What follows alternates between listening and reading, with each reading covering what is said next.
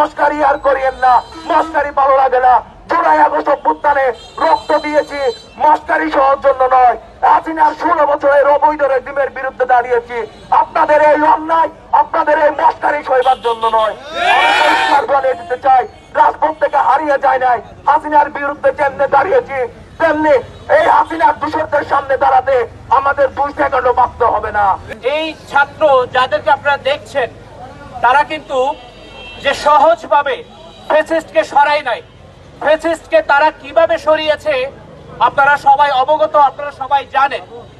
বারবার যদি এই ছাত্রদেরকে রাজপথে দাঁড়াতে হয়, এই ছাত্রদের আন্দোলনের মধ্য দিয়ে যারা ক্ষমতায় বসে আছেন, যারা মসনদে বসে আছেন, যাদের প্রমোশন হয়েছে, যাদের দীর্ঘদিনের বঞ্চনা থেকে মুক্তি পেয়ে যারা মাঠে আসছেন, তাদের তো আর কারো ভয় পাওয়ার কথা ছিল না, তাদের তো আর কোনো রেড টেলিফোনের কথা ছিল না।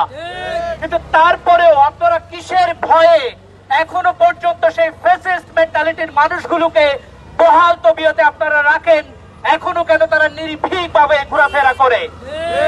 এটা আমরা প্রশ্ন করতে পারি যে আপনারা যারা খুব সহজে রং বদলিয়েছেন, আপনারা যখনই আমাদের কোনো দুঃসময় আসবে আপনারা আবার সেই ছাত্রদের বিপক্ষে চলে যাবেন।